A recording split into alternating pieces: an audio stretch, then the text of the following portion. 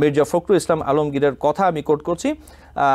তিনি বলেছেন যে তারা একেবারেই পরিবর্তন করে দেবে, সব সংস্কার তারাই করে দেবে, তাহলে জনগণের দরকার নাই, পার্লামেন্টের দরকার নাই। পরিবর্তিত পরিস্থিতির কারণে এখন সব মানুষই, শুধু বিএনপি কেন, সবাই চাচ্ছে যে একটি অবাধ, নিরপেক্ষ এবং কি বলবো যে প্রকৃত অর্থেই যে এটিকে আমরা নির্বাচন বলি সেটি এখন হোক।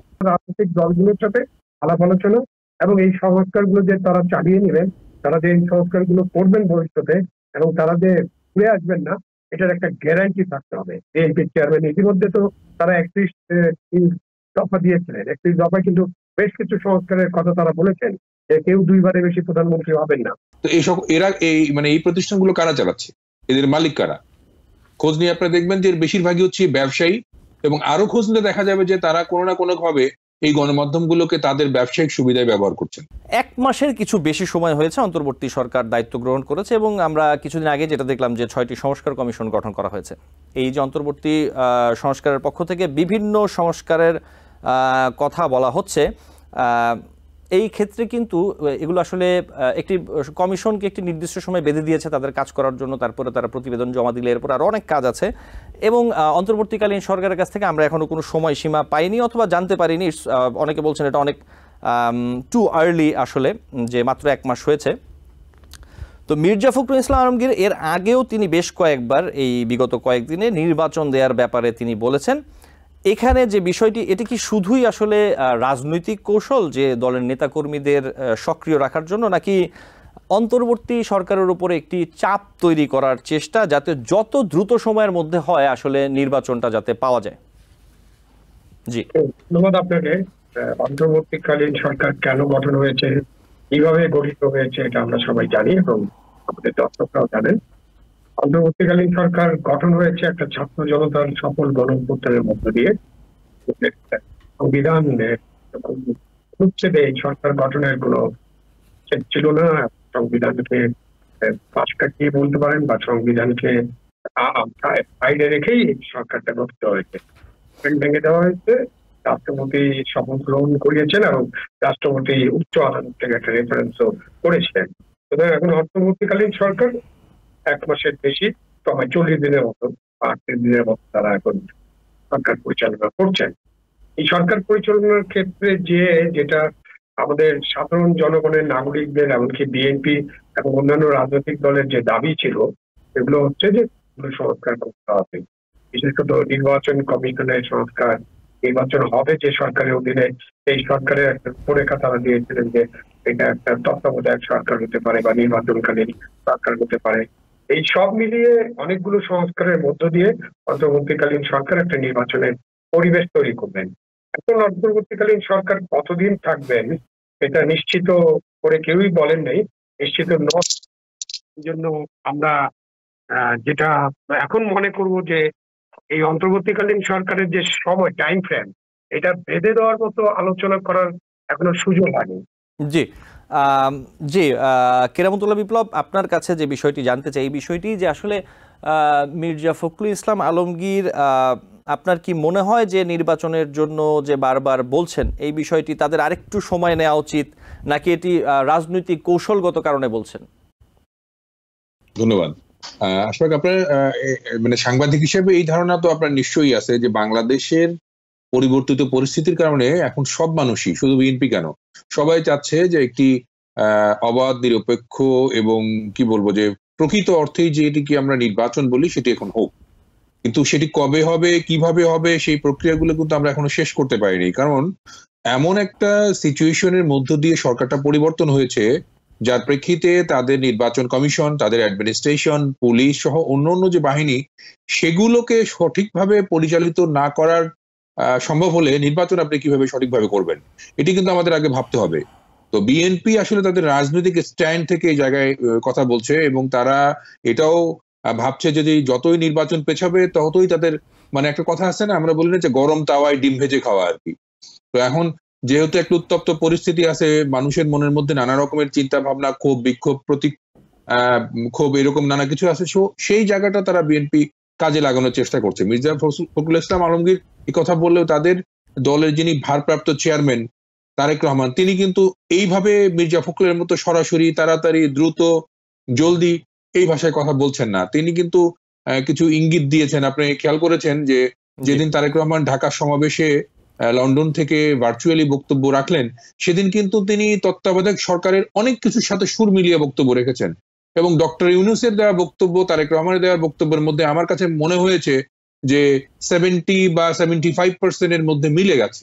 তো তার মানে আমরা কি দাঁড়াবো, যে তারেক রহমান কিংবা বিএনপির এখনকার যিনি প্রধান, তিনি কিন্তু প্রকৃতপক্ষেই চাচ্ছেন যে পরিবর্তিত পরিস্থিতির মধ্য দিয়ে বাংলাদেশে একটি নির্বাচন হোক, এবং সেটি যে এখনই হতে হবে সেরকম টাইম ফ্রেমও কিন্তু তিনি বেঁধে দেননি, কারণ তিনি বুঝতে পারছেন এখন মির্জা ফখরুল একটা রাজনৈতিক অবস্থান থেকে, যেহেতু তিনি এখন দল চালাচ্ছেন, তার হাতেই বিএনপির এখন নেতৃত্ব হচ্ছে, তো একটা গরম তো রাখতেই হবে পরিস্থিতি, ওর জন্য তিনি রেখেছেন। এবং আমি এটাও আপনাকে বলি যে এখন ধরেন যে বাংলাদেশে যে দলটির কথা আপনি বলছেন বিএনপি, তার নেত্রী বেগম খালেদা জিয়া শারীরিকভাবে কি রাজনীতি করে নির্বাচন করে আবারও সেই ফর্মে এসে দেশের শাসনভার নিজের হাতে নেবার মতো অবস্থানে আছেন কিনা, সে জিনিস কিন্তু খোলাসা করে কিছু হয়নি যে খালেদা জিয়া নির্বাচন করতে পারবেন কিনা, তিনি আসবেন কিনা, তিনি নেতৃত্ব দেবেন বা বলবেন, সেই জায়গাগুলো এখনো তারা কিন্তু ঠিক করতে পারেনি। তার আগেই তারা নির্বাচনের কথা বলতেছেন। তো আমার মনে হয় যে আগামীকাল ঢাকায় যে বিএনপির একটি সমাবেশ রয়েছে, সেখানেও তারেক রহমান বক্তব্য রাখবেন, নির্বাচন ইস্যুতে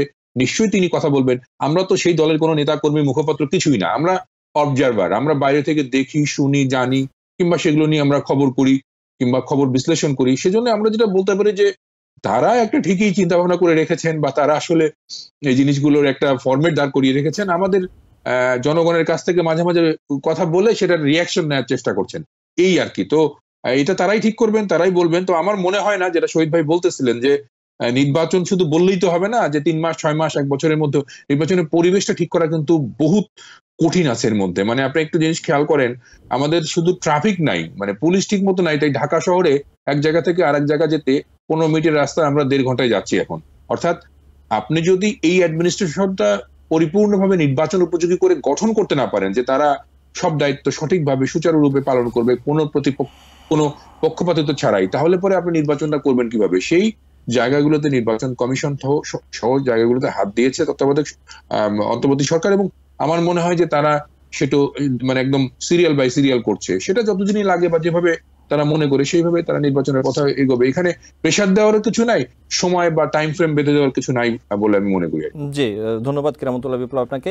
আমি আবার একটু আবু আলম আপনার কাছে আসতে চাই। সেটা হচ্ছে যে মির্জা ফখরুল ইসলাম আরও একটি কথা বলেছেন আজকে, যে বেশ কিছু সংগঠন গোষ্ঠী তারা ইতিমধ্যে কাজ করছে অন্তর্বর্তী সরকারকে অনির্দিষ্টকালের জন্য রাখতে।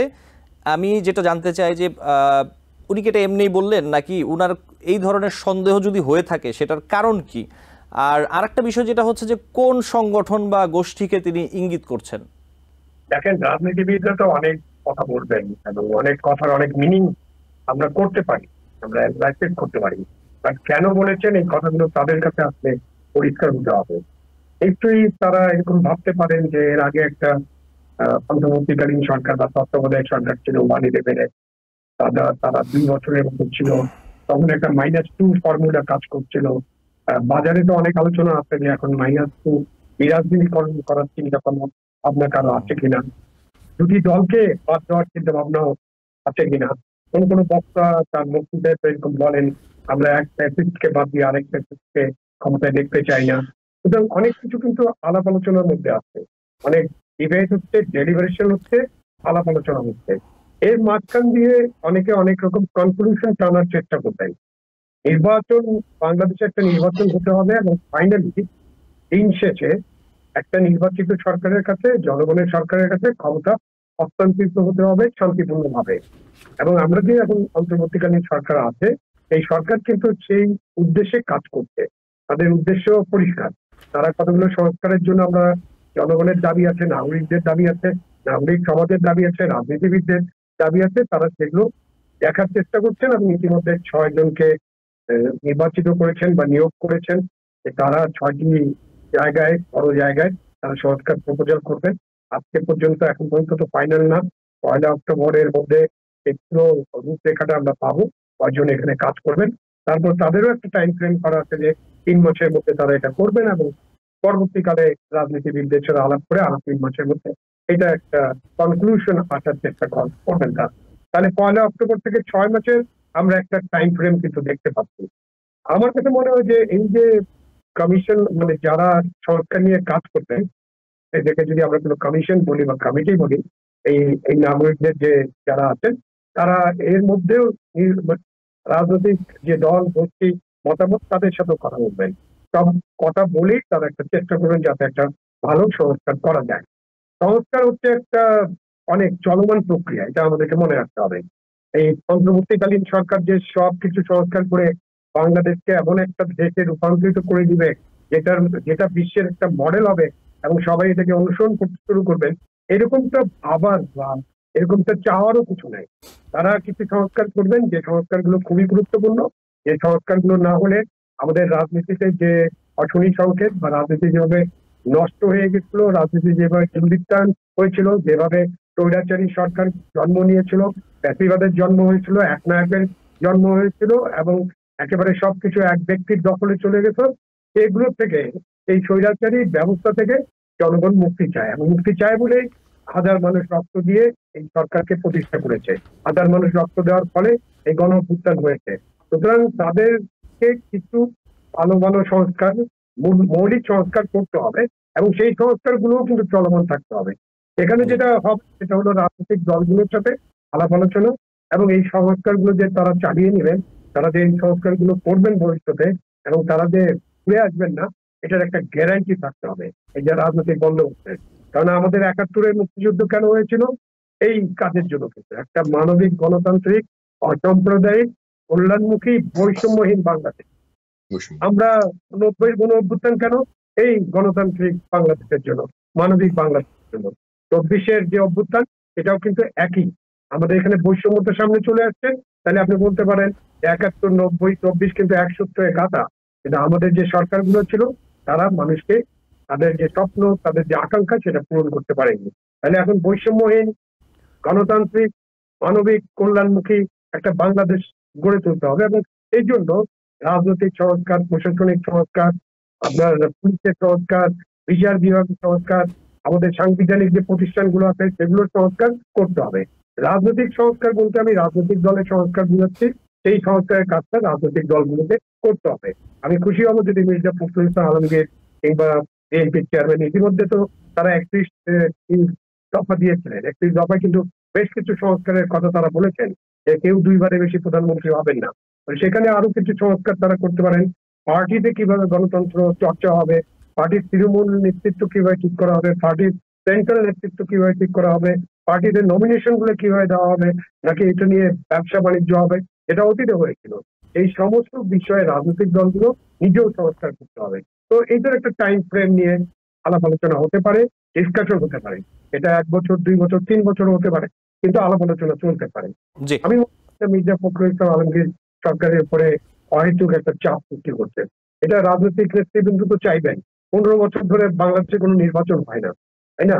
লাস্ট নির্বাচন ১৪, ১৮, ২৪-এ আমাদের তরুণরা ভোট দিতে পারেনি। সুতরাং মানুষকে কিন্তু ভোট দেওয়ারও একটা আকাঙ্ক্ষা আছে, মানুষের একটা স্বপ্ন আছে, ভোট কেন্দ্রে যাওয়ারও স্বপ্ন আছে, সেটাও চিন্তা করতে হবে। জি জনাব আবু আলম, আপনাকে ধন্যবাদ। আবারও আসবো আপনার কাছে। সংস্কারের কথা হচ্ছিল, এখানে আমি কেরামতুল্লাহ বিপ্লব আপনার কাছে যে বিষয়টি জানতে চাইবো, তার আগে একটি তথ্য বলি। যা অন্তর্বর্তী সরকারের যে তথ্য সম্প্রচার উপদেষ্টা নাহিদ ইসলাম, তিনি আজকেই বলেছেন একটি গণমাধ্যমের সাথে সাক্ষাৎকারে যে গণমাধ্যমের স্বাধীনতায় বিঘ্ন ঘটে, মানবাধিকার বিরোধী আইন বা যেসব ধারা রয়েছে সেগুলো বাতিল অথবা সংশোধন করা হবে। এবং তিনি জানিয়েছেন যে সাইবার সিকিউরিটি অ্যাক্ট নিয়ে এরই মধ্যে তারা কাজ শুরু করেছেন। এখানে আমি যে প্রশ্নটি আপনার কাছে রাখতে চাই যে গণমাধ্যমের স্বাধীনতা, স্বচ্ছতা, নিরপেক্ষতা, এই বিষয়গুলো নিশ্চিত করতে হলে এইটুকুই কি যথেষ্ট? আমি বলছি না যে অন্তর্বর্তীকালীন সরকার এগুলো সব কিছু করে দিয়ে যাবে, সবগুলো একটা চলমান প্রক্রিয়া, সামনে পরবর্তীতে নির্বাচিত সরকার আসবে, তারাও কাজ করবে, কিন্তু আসলে এই বিষয়গুলো, এই পয়েন্টগুলো তো আমাদেরই দিতে হবে যে আরও কি কি প্রয়োজন। এর বাইরে আরও পেশাগত জায়গা থেকে, প্রতিষ্ঠানের জায়গা থেকে, আইনের জায়গা থেকে, সরকারের পক্ষ থেকে আরও কি কি হলে জিনিসগুলো সহযোগিতা হয়, এই বিষয়গুলো সম্পর্কে যদি একটু বলতেন। মানে সরকার তো আর বাংলাদেশের গণমাধ্যম চালায় না কিংবা টেলিভিশন চালায় না। সরকারি একটি প্রতিষ্ঠান আছে, বাংলাদেশ টেলিভিশন অথবা বেতার অথবা বাংলাদেশ সংবাদ সংস্থা। এর বাইরে যে আপনার দর্শক বলেন কিংবা শ্রোতা বলেন, যাই বলেন, তার তো 80% বা 85% হচ্ছে আপনার সাধারণত যারা বেসরকারি মালিকানাধীন যে সকল গণমাধ্যম আছে বা প্রতিষ্ঠান আছে সেগুলোর। তো এই সকল এরা এই প্রতিষ্ঠানগুলো কারা চালাচ্ছে, এদের মালিক কারা? খোঁজ নিয়ে আপনারা দেখবেন যে বেশিরভাগই হচ্ছে ব্যবসায়ী, এবং আরো খোঁজ নিলে দেখা যাবে যে তারা কোনো না কোনো ভাবে এই গণমাধ্যমগুলোকে তাদের ব্যবসায়িক সুবিধায় ব্যবহার করছেন। অর্থাৎ তারা এটাকে রেখেছেন মানে পেশাদারিত্বের জায়গা থেকে গণমাধ্যম পরিচালিত হয় কিনা বাংলাদেশে, সেটাও মনে হয় আমার ভাবার বা দেখার সময় এসছে। আর একটা জিনিস, সেটা যদি সরকার শুধু নিয়ম কানুন ওই কাগজপত্রে বা মৌখিকভাবে করলেই কি বাংলাদেশে গণমাধ্যম বা এই সাংবাদিকতার স্বাধীন পরিবেশ তৈরি হবে? আমার তো মনে হয় না। এই যে আজকে আমাদের উপদেষ্টা নাহিদ ইসলাম যে সকল কথা বলেছেন, তিনি এর আগেও কিন্তু আমাদের সরকারের যারা ছিলেন মন্ত্রী কিংবা যারা দায়িত্বে ছিলেন, তারাও কিন্তু একইভাবে বলেছিলেন, আমরা এই জনগণের অবাধ তথ্য প্রবাহ নিশ্চিত করার জন্যই এই সকল আইন করছি, যাতে কোনো বিভ্রান্তি না ছড়ায়, যাতে কোনো রকমের অপপ্রচার না ছড়ায়। কিন্তু সেগুলো ব্যবহার হয়েছে তো উল্টো। তো আইন করলেই কি শুধু সেই আইনের মাধ্যমে একটা সুশাসন বা সত্যিকার অর্থে জনকল্যাণকামী কোনো রকমের নীতি বা নৈতিকতা জারি করা সম্ভব? আমার তো মনে হয় না। সেই জন্য আমার মনে হয় কি, যে শহীদ ভাই যে কথাটা বলতেছিলেন সংস্কারের জায়গায় দলে বা রাজনীতিতে, সেক্ষেত্রে বাংলাদেশের সাধারণ মানে মানুষেরও কিছু কিছু জায়গায় নৈতিকতা সংস্কার আসা উচিত। মানে আমরা যে একবারে এককানা হয়ে যাই, দলকানা হয়ে যাই বা রাতকানা হয়ে যাই, সেটাও একটা সংকট। যে এই যে এত কিছু হচ্ছে দেশে, দেখেন আপনি তার মধ্যে কিন্তু অনেক খোঁচাখুচি হচ্ছে। মানে পজিটিভ অনেক কিছুকে অনেকেই নেগেটিভ হিসেবে দাঁড় করানোর চেষ্টা করতেছে। মানে আমরা কোনো কিছু ভেবে বা চিন্তা না করেই এমন এমন কিছু বিষয়ের সমালোচনা করতেছি যেগুলো আমাদের কাজ না আসলে। আবার আমার যে কাজটা, ধরেন যে আমি এই সুযোগ পেয়ে, এখন সরকার পরিবর্তন হয়েছে কিংবা একটা দল ক্ষমতা থেকে চলে গেছে, যাদের পতন হয়েছে, তাদের জায়গায় কিন্তু অন্যরা এসে সুযোগগুলো নিচ্ছে। মানে সুযোগ সন্ধানী মানুষের সংখ্যা আমাদের এখানে বেশি হয়ে গেছে। তো আপনি আইন কানুন রীতি নীতি যাই বলেন না কেন, সেটা যাদের জন্য আমরা তৈরি করবো, তারা সেটা নিতে পারবে কিনা, তাদের সেই ধরনের মানসিকতা আছে কিনা, এটা আমাদের দেখতে হবে। তবে হ্যাঁ, এখন একটা অপরচুনিটি বা একটা গোল্ডেন টাইম আমাদের জন্য। আমরা যেটা করতে পারি সেটি হচ্ছে যে আমরা মানুষকে বোঝাতে পারি যে এই জিনিসটা নিলে পরে রাষ্ট্রের জন্য ভালো, দেশের জন্য ভালো, তোমার জন্য ভালো। কারণ এখন কেউ আপনাকে চাপ দেবে না, কেউ আপনাকে ভয় দেখাবে না।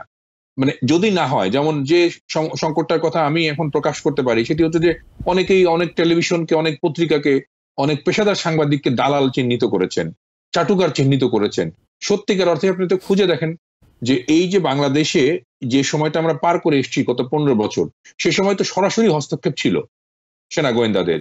সে সময় তো সরাসরি হস্তক্ষেপ করা হয়েছে নানা সরকারি প্রতিষ্ঠান থেকে, নানা সরকারি পদে থেকে। আমাদেরকে বলা হয়েছে এই নিউজটা কেন 1 নম্বর আইটেম করেছেন, এটা কেন 2 নম্বর আইটেম করেন নাই, এটা কেন এখন চালাইলেন। একবার একটা নিউজ করার পর সেটা আমরা রান করাইতে পারি নাই।